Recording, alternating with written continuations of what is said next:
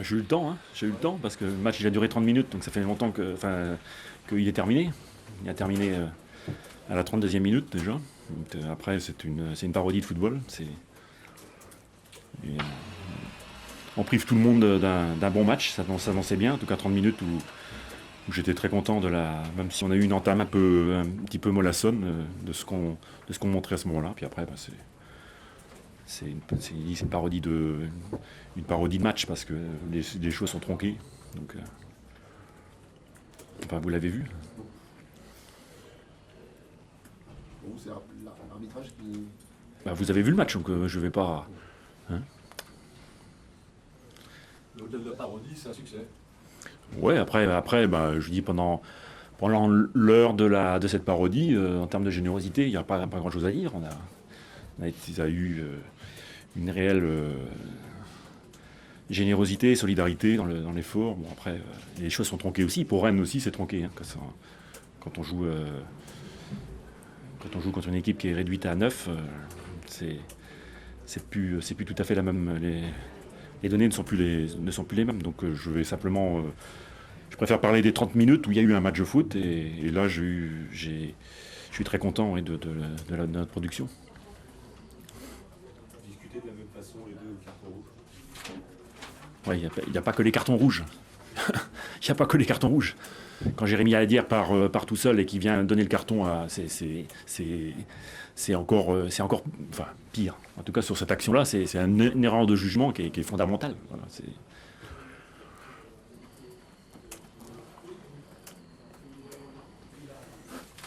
Pendant ces 30 minutes et même plus, Traoré a fait mal à Rennes. Quel est ton mot sur cette production? C'est intéressant d'avoir un joueur talentueux et c'est aussi pour ça qu'on l'a recruté. Et bon, au niveau de sa frappe de balle, c'est phénoménal, ça on le savait, il le confirme.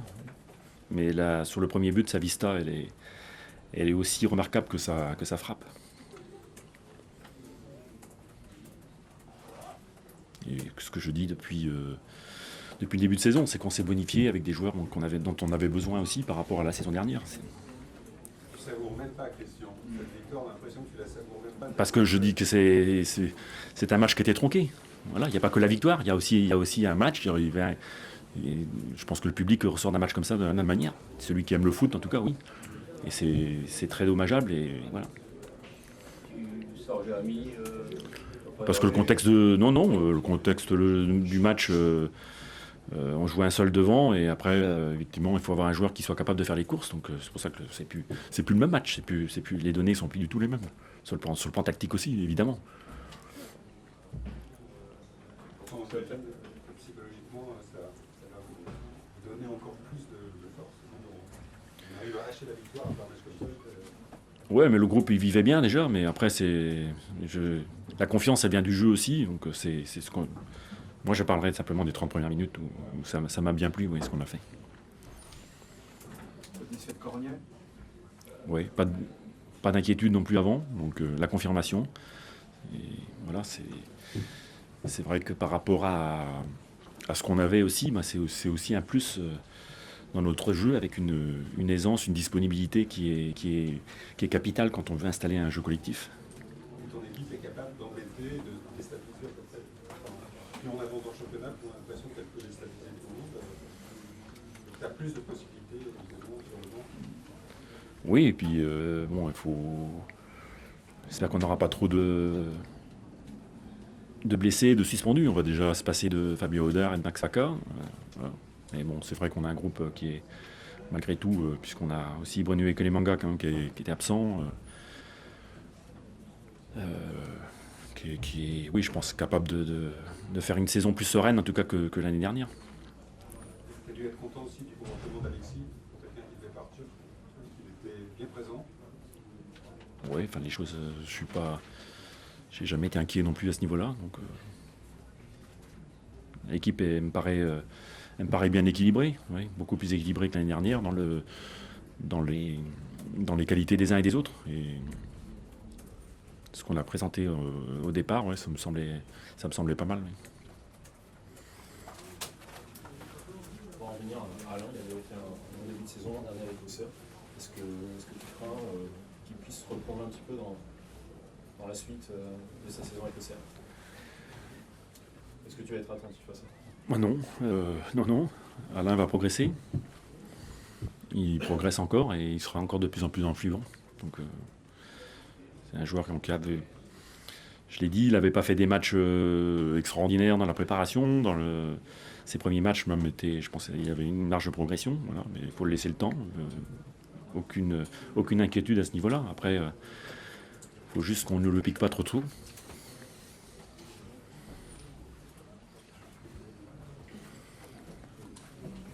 C'est le meilleur pour la début de saison de Lorient depuis longtemps.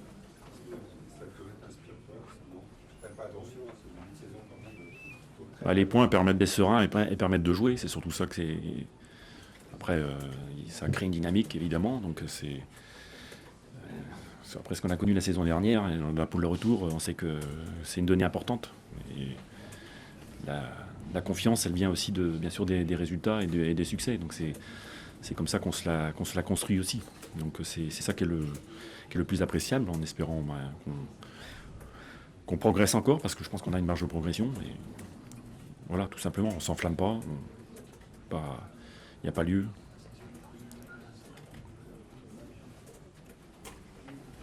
Merci. Écoutez, on est dans le dur. Je savais que ça allait être un peu compliqué au début de saison. Je ne pensais pas que ça allait être aussi compliqué. Donc on est dans le dur. Maintenant, il ne sert à rien d'extrapoler, de faire 100 000 analyses qui ne servent à rien. Il faut regarder qu'est-ce qui a marché. Qu'est-ce qui a marché au Stade Rennais? Quand est-ce que ça a marché? Et comment ça a marché? Je crois que c'est ça qui est important. Ça a marché quand on était bon à la récupération, quand on préparait les actions et pas quand on se précipitait pour aller vite vers l'avant. Alors, peut-être ça n'a pas marché autant qu'on l'aurait souhaité, mais ça a marché. Donc il faut revenir à ce qui a marché, à mon sens. Donc une bonne récupération du ballon et ensuite beaucoup plus de simplicité dans le jeu. À l'image de la première action, on frappe sur le poteau. Voilà, c'est ce genre d'action très très simple qu'il faut répéter. Quand on veut se précipiter, aller vite vers l'avant, on tombe dans le piège de l'adversaire parce que c'est très lisible. Donc il faut à un moment donné un peu plus de clairvoyance et d'utilité, un peu plus de patience aussi. On a été impatients. On voulait bien faire, hein, les joueurs voulaient bien faire, mais on a été impatients dans la façon de le faire. Ce qui fait que ça a eu beaucoup de déchets. Après le match, pour en revenir au match, je crois que c'est le plus important, c'est ce qui se passe sur le terrain. Un match très particulier, avec je pense une bonne entente de l'autre part, un souci de bien faire, voilà. Mais qui a été vite déréglé par 3 ou 4 pertes de balles qui nous a tout de suite plombé la confiance. Et là, ça a été un peu plus compliqué parce que tout le monde après s'est un peu caché.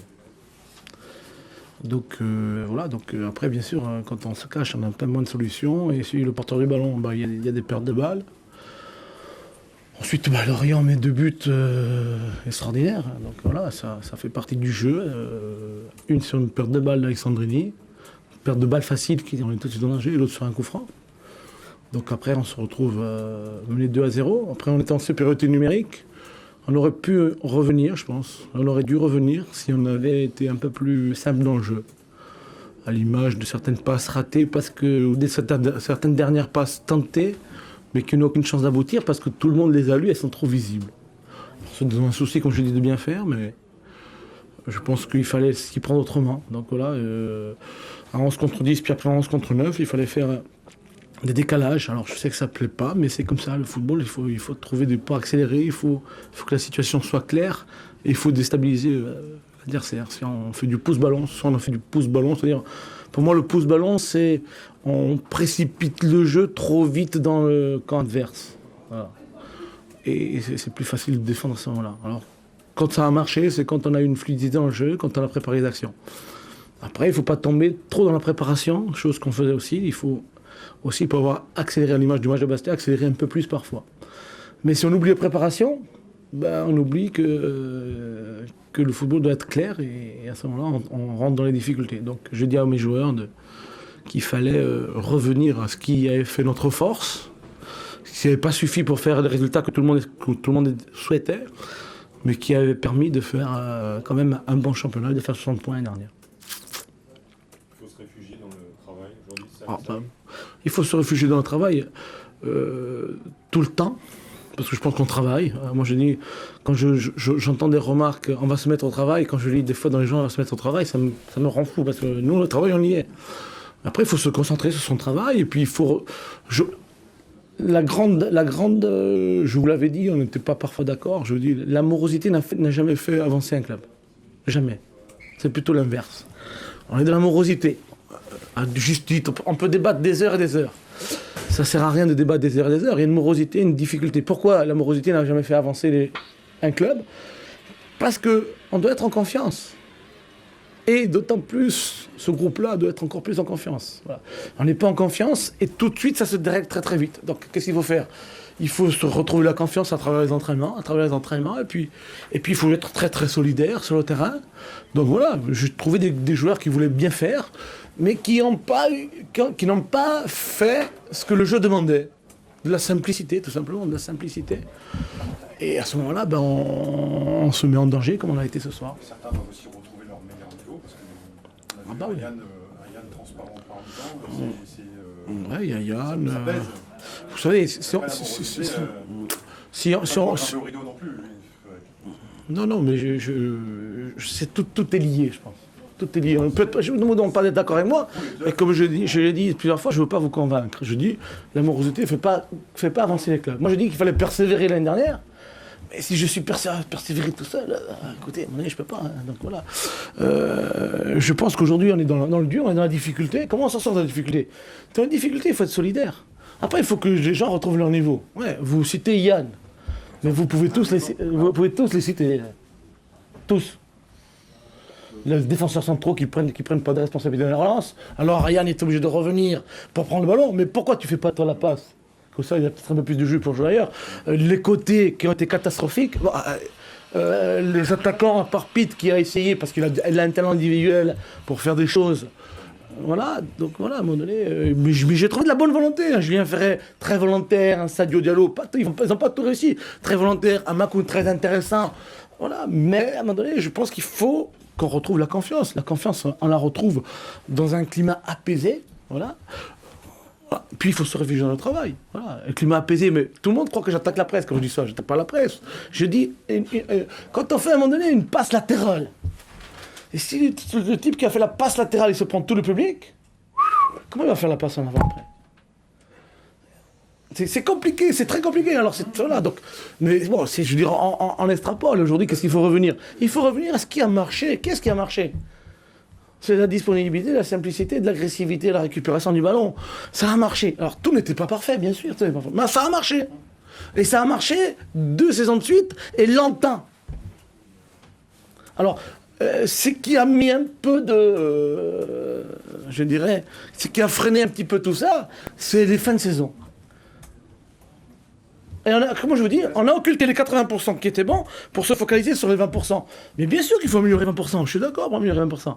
Mais si on se focalise sur les 20% et qu'on oublie les 80% qui nous ont fait notre réussite, on est un peu en grosse difficulté. C'est ce qui arrive aujourd'hui. C'est pour ça que vous faites les 20% en début de saison.